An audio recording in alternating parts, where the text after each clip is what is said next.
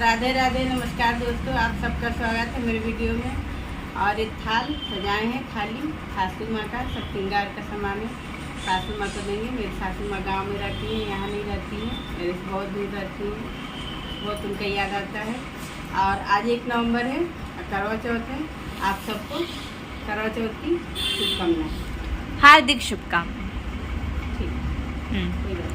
अब चलते हैं पूजा कर। तो ये है मम्मी की सासू माँ की थाली, जो है मम्मी ने सजा ली। राइमिंग भी अच्छा कर लिया है हमने। और अब पूजा की शुरुआत हो गई। तो रखे हैं, विधि शुरू की जाए पूजा की।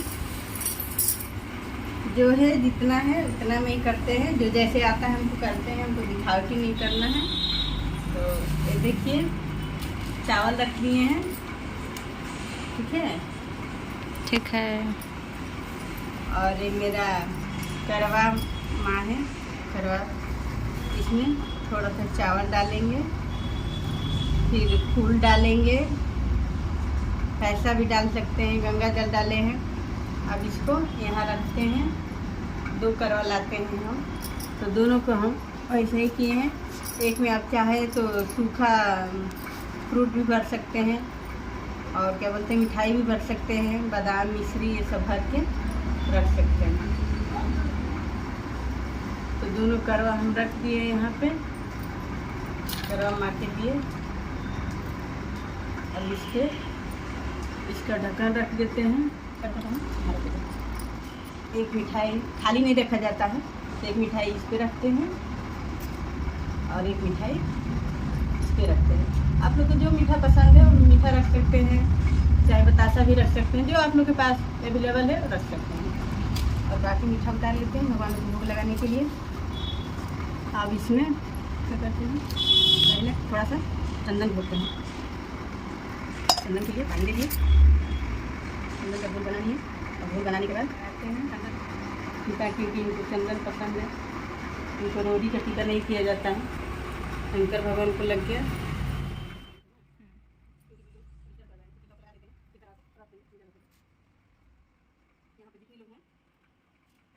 जितने भी देवी देवता हैं सब गणेश जी हैं, इनको लगा देते हैं, सबको लगा देते हैं एक एक करके बारी बारी।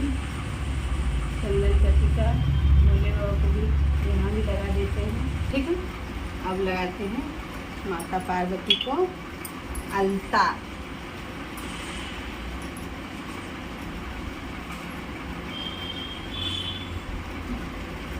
माता पार्वती के पैर में अलता लगा देते हैं।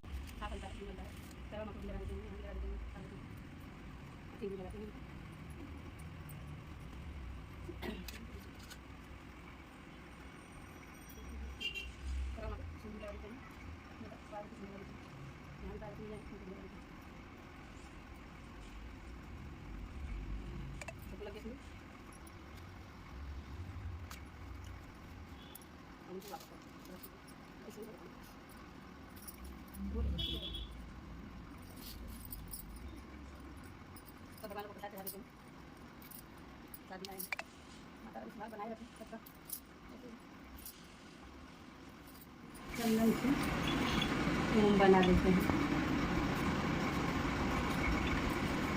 ओम बना के रख देते हैं।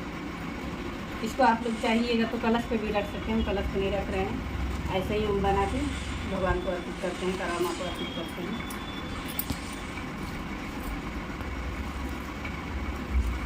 ये प्रसाद है, रखिए यहाँ पे।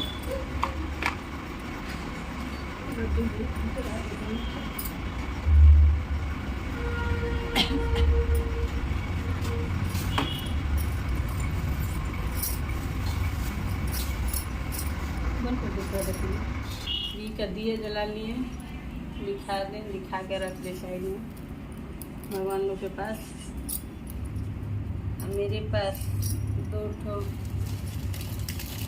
चुनरी है, माता रानी का चुनरी है, करवा माँ को ओढ़ा देते हैं। खाली पूजा नहीं किया जाता है, करवा माँ को चुनरी जरूर ओढ़ाया जाता है। करवा माँ को चुनरी भी ओढ़ाती है, तो हम रख देते हैं। करवा माँ को पहना देते हैं, करवा में पहन लेंगी, प्रसाद हो जाएगा तो हम भी कभी भी पहन सकते हैं।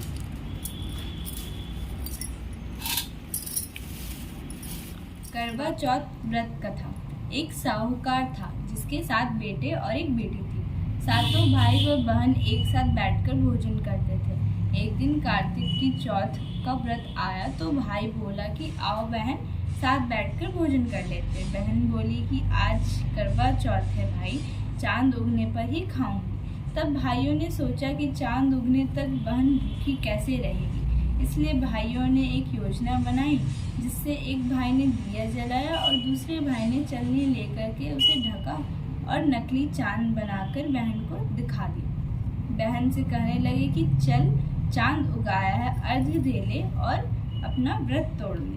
बहन अपनी भाभीयों को कहने के लिए चली गई कि चलो अर्घ्य दे आए। तब भाभियाँ बोली तुम्हारा चांद उगा होगा, हमारा चांद तो रात को उगेगा। बहन ने जब अकेले ही व्रत अर्घ्य दे करके व्रत तोड़ा और खाने के लिए बैठी तो पहले ही ग्लास में बाल आया, दूसरे ग्लास में कंकड़ आया और तीसरा ग्लास मुंह की ओर लेकर गई ही थी कि इतने में ससुराल से संदेशा आया कि उसका पति बहुत बीमार है, जल्द भेजो। माँ ने जब लड़की को विदा किया तो कहा कि रास्ते में जो भी मिले उसके पांव लगना और जो कोई भी सदा सुहागन रहने का आशीष दे उसके पल्ले में गांठ बांधकर उसे कुछ रुपया देना। बहन जब भाइयों से विदा लेकर ससुराल के लिए रास्ते में चल दी तो उसे जो भी मिला सबके पैर पड़ती गई, लेकिन किसी ने भी उसे सदा सुहागन रहने का आशीष नहीं दिया। सबने कहा कि तुम 7 भाइयों की बहन तुम्हारे भाई सुखी रहे और तुम उनका सुख दे। सुहाग का आशीष किसी ने न दिया। जब वह ससुराल पहुंची तो दरवाजे पर उसकी छोटी ननद खड़ी थी, वह उसके पांव भी लगी तो उसने उससे कहा सदा सुहागिन रहो, सपूती रहो। तो उसने यह बात सुनकर तुरंत पल्ले में गांठ बांध दी और ननद को सोने का सिक्का दिया। तब भीतर गई तो सास ने कहा कि पति धरती पर पड़ा है तो वह उसके पास जाकर उसकी सेवा करने के लिए बैठ गई। बाद में सास ने दासी के हाथ बची कुछ रोटी भेज दी। इस प्रकार के साथ समय बीतते बीतते मृगशिकार यानी कि मार्गशीर्ष की चौथ आई तो चौथ माता बोली करवा ले भाइयों की प्यारी करवा ले। लेकिन जब उसे चौथ माता नहीं दिखलाई दी तो वह बोली माता आपने मुझे उजाड़ा है तो आप ही मेरा उद्धार करोगी, आपको मेरा सुहाग लौटाना पड़ेगा। तब वह चौथ माता ने बताया कि पौष की चौथ आएगी, वह मेरे से बड़ी हैं, उनसे ही यह सब कहना, वही तुम्हारा सुहाग वापस देगी। पौष की चौथ आकर चली गई, माघ की चौथ आकर चली गई, फागुन की चली गई, चैत, बैसाख, ज्येष्ठ, आषाढ़ और श्रावण की भी भादो तथा की आकर की चौथ चली गई, लेकिन किसी ने भी उसका सुहाग वापस नहीं लौटाया। सब यही कहकर चली गई कि आगे वाली को कहना असौज की चौथ आए तो उसने बताया कि कार्तिक की चौथ माता तुम पर नाराज हैं, उन्होंने ही तुम्हारा सुहाग लिया है, वही वापस कर सकती हैं, वहीं आएंगी तो उनके पैर पकड़कर विनती करना। यह बात वह कहकर चली गई। जब कार्तिक की चौथ आई तो वह गुस्से से बोली भाइयों की प्यारी करवा ले, दिन में चांद उगाने वाली, व्रत का खंडन करने वाली करवा ले, भूखी करवा ले। तो यह सुनकर वह चौथ माता को देखकर उनके पांव पकड़कर गिड़गिड़ाने लगी, हे चौथ माता मेरा सुहाग तुम्हारे हाथों में है, तुम मुझे सुहागिन करो। तब वह बोली पापिन हत्यारिन मेरे पांव पकड़कर क्यों बैठ गई है। तब वह बोली कि जो मुझसे भूल हुई है उसे क्षमा कर दो माँ, अब भूल नहीं करूँगी। तो चौथ माता ने उसे प्रसन्न होकर आँखों से काजल, नाखूनों में से मेहंदी और टीके में से रोली लेकर छोटी उंगली से उसके आदमी पर छींटे दिए तो वह उठकर बैठ गया और बोला आज मैं बहुत सोया। वह बोली क्या सोए, मुझे तो 12 महीने हो गए, अब जाकर चौथ माता ने मेरा सुहाग लौटाया है। तब उसने कहा कि जल्दी से माता का पूजन करो। जब चौथ माता की कहानी सुनी, करवा का पूजन किया तो प्रसाद खाकर दोनों पति पत्नी भी चौपड़ खेलने बैठ गए।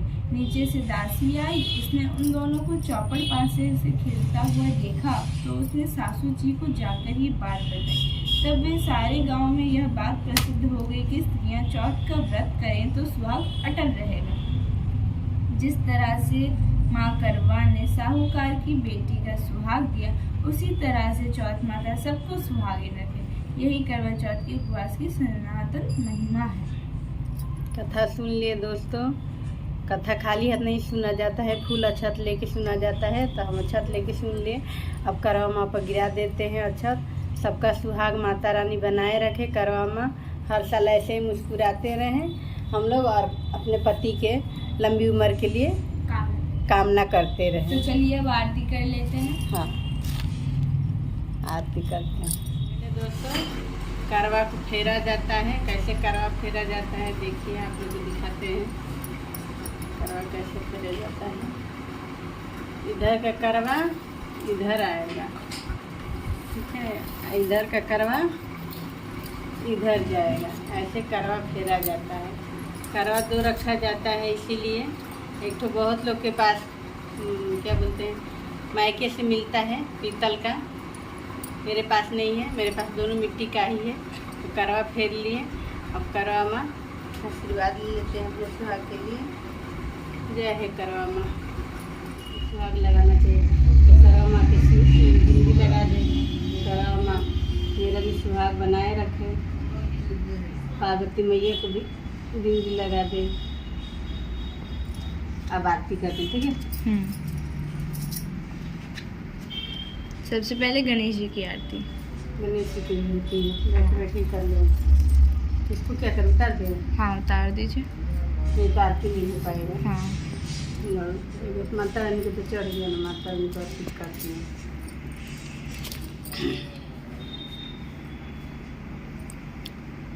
गणेश जय गणेश देवा, माता जाकी पार्वती पिता महादेवा।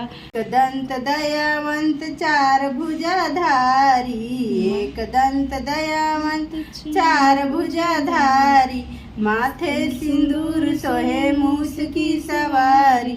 जय गणेश जय गणेश जय गणेश देवा। अंधन को आरती भी हो गया। माता का आशीर्वाद ले लिए, प्रणाम कर लिए। अब चांद पता नहीं कब तक निकलेगा कब तक नहीं। और ये रहा मेरा करवा चौथ का लोटा,